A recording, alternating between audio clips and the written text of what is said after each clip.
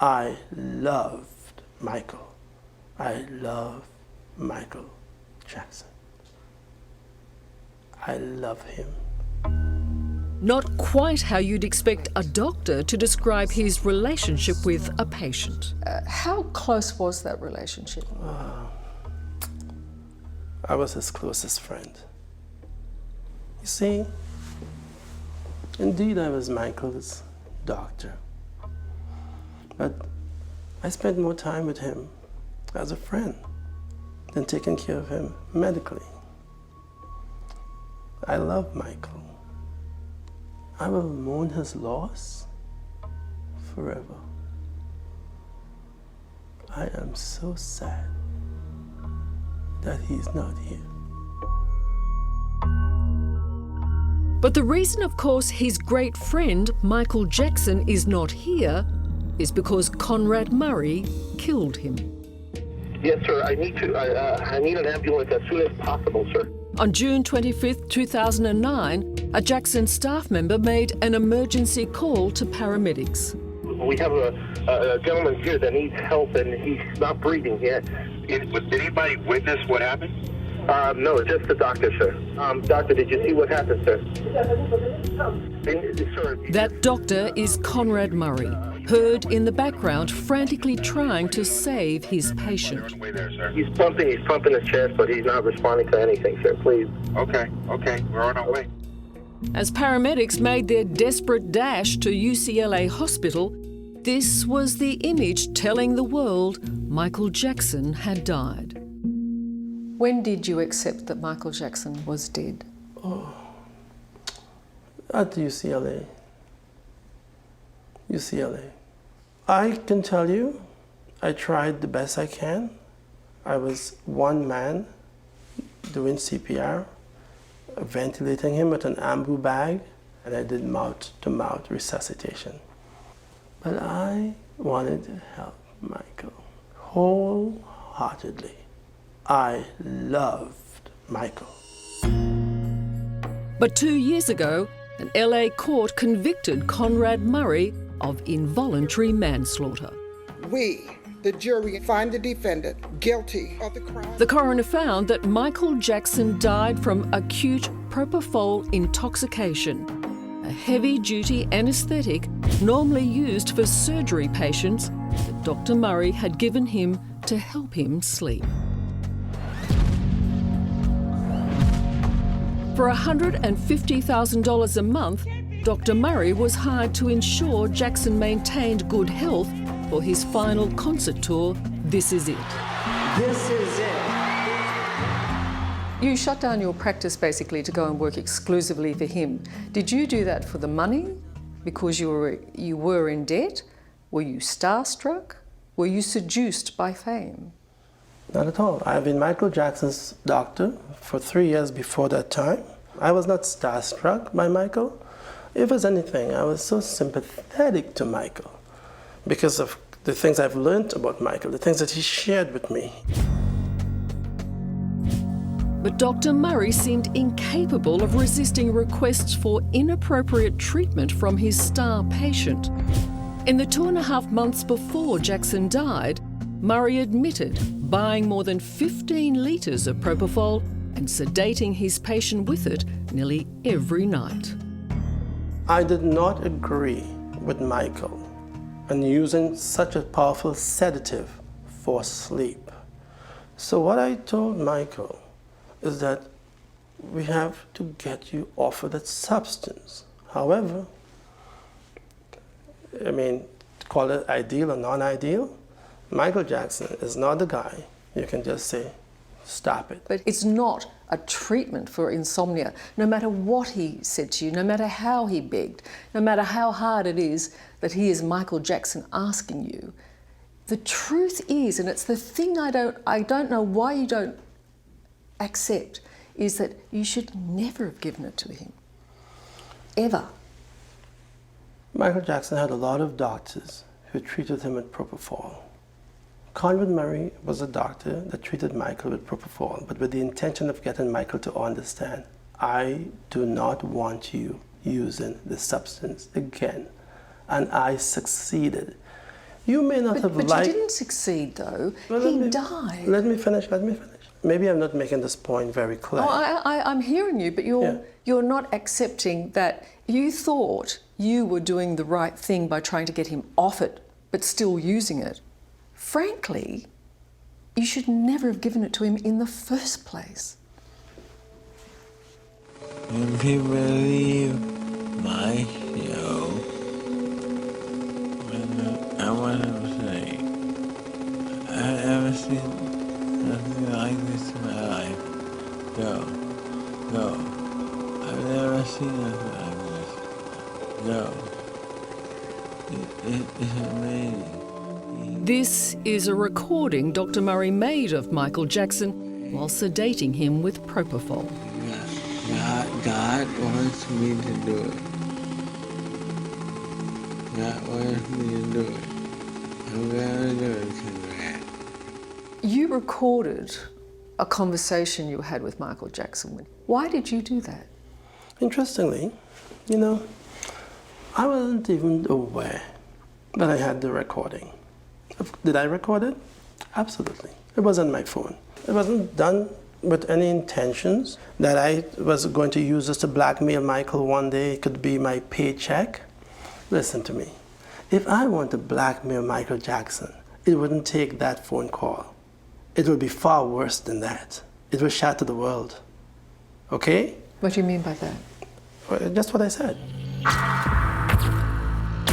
On the last day of his life, Dr. Murray claims Jackson was once again unable to sleep and begging him for Propofol. When he said to me, if I don't go to rehearsal, I'm going to lose everything. I was already informed that Michael Jackson was over $40 million in the hole and climbing. When I saw how desperate he was, and I knew how much of a destitute he was, and what he was facing if he did not do this, it all, again, fell in my heart. But you're not his accountant. You're his doctor. I am not his accountant. I'm not his accountant, but I'm just trying to tell you, when I put the whole situation together, I was very concerned for Michael. Murray gave in, and he says he gave Jackson a small amount of Propofol. And when he considered it safe to do so, he left the room for a short time. What was that moment like when you walked into his room and saw he wasn't breathing? Oh my God. I was stunned in the sense. I mean, initially, what happened here? What happened? Guilty of the crime. What happened saw Conrad Murray sentenced to 4 years jail.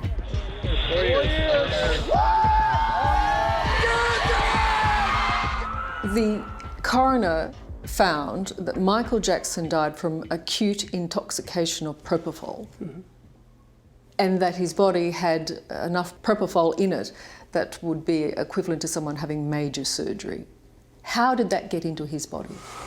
Well, this takes an education. And I mean, it has, a simple explanation is... very simple. If you didn't put it there... I did not give it to him. Okay, so if you didn't put it there, who did? Michael.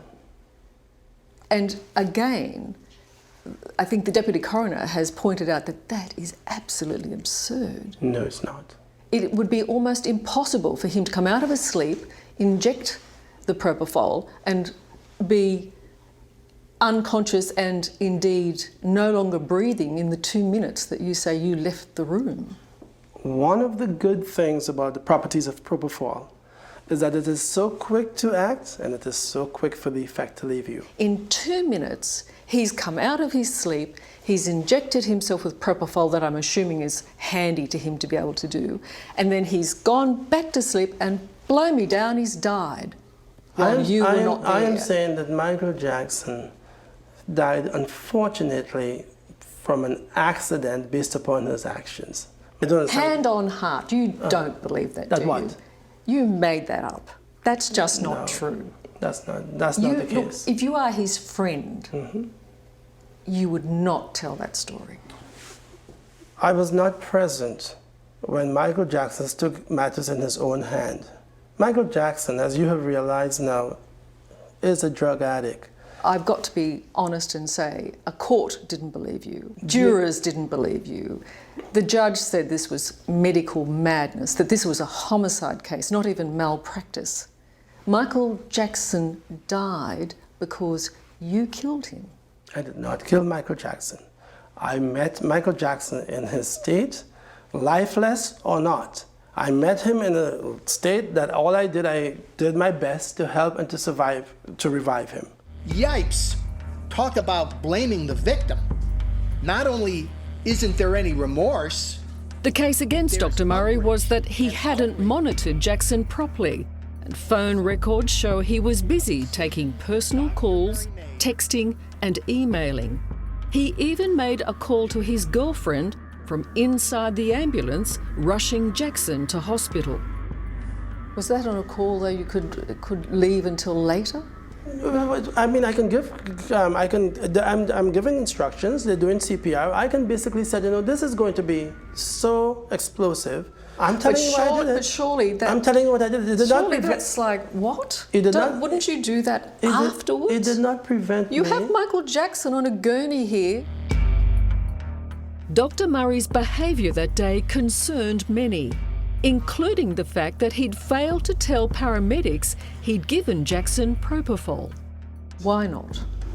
Because Propofol was not an issue based upon the treatment that I had given Michael. But you told the paramedics about the other drugs. Why not mention that as part of what's occurred in the last few hours? Some of the other things that I mentioned to the paramedics, the place was really, it was horrible. But Propofol is the one drug that you probably would mention. But Propofol had no effect because I understand Propofol, I use Propofol, and if Propofol is totally gone, there's no reason... As it turns out, it was the drug that killed him. That's what the coroner found. He died from that. But it was not related to what I had given him.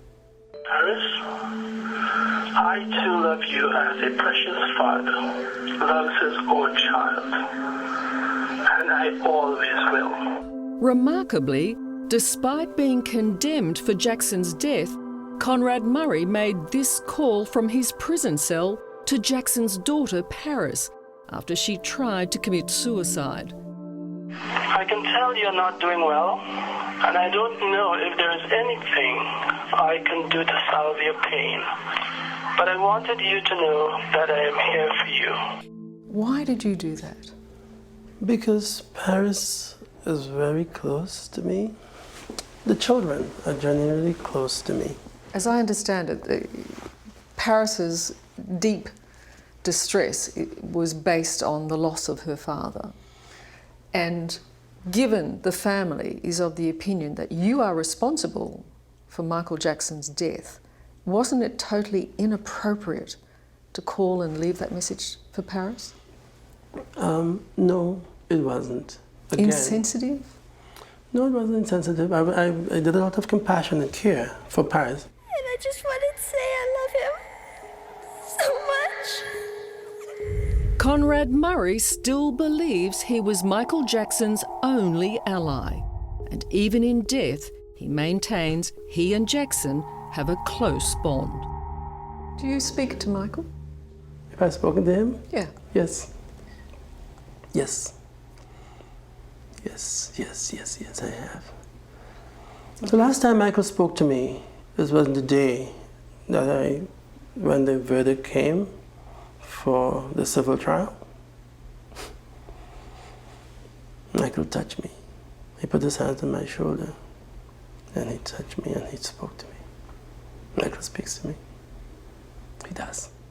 What does he say? It's too emotional to go into at this time. Just too emotional. What do we make of a man who slept with a dolly and had a urinary bag attached to him? What do we make of that? Michael.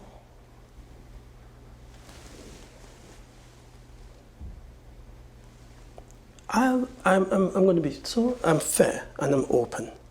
And let me just say that Michael is not a perfect man, by far. Michael has a huge dark shadow. Michael slept with doors. Yes.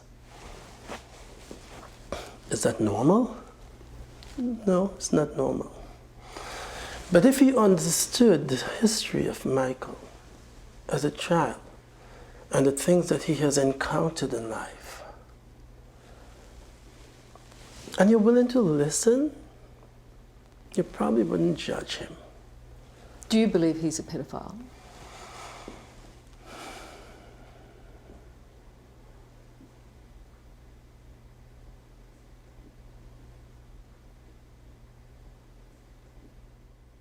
I am not prepared to answer that question. Not now. And I'll tell you that the reason why, because my interview with you is quite candid and honest, and I would not make up or fabricate anything. But as a friend, as somebody that was his closest friend, I would have expected you to say absolutely not. Well, sometimes expectations are not always satisfied. But one thing I'll tell you is this.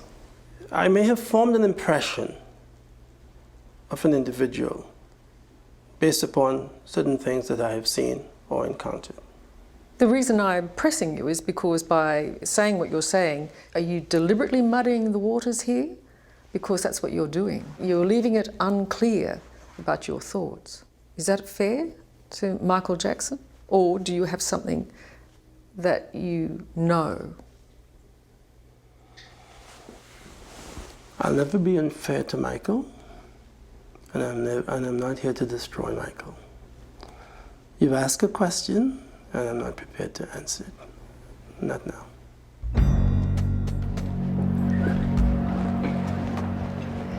I have to say that obviously you're having to get on with your new life. I'm happy to be free. Conrad Murray has only known freedom for the past month. Is it hard being in the public now? It's not hard to be in public. He will forever be known as the man who killed Michael Jackson. Okay. A conviction he's now appealing, an historical fact he refuses to accept. What responsibility do you take For his death? Yes. None. None. Absolutely nothing. Nothing. Nothing that I gave Michael Jackson should have killed him.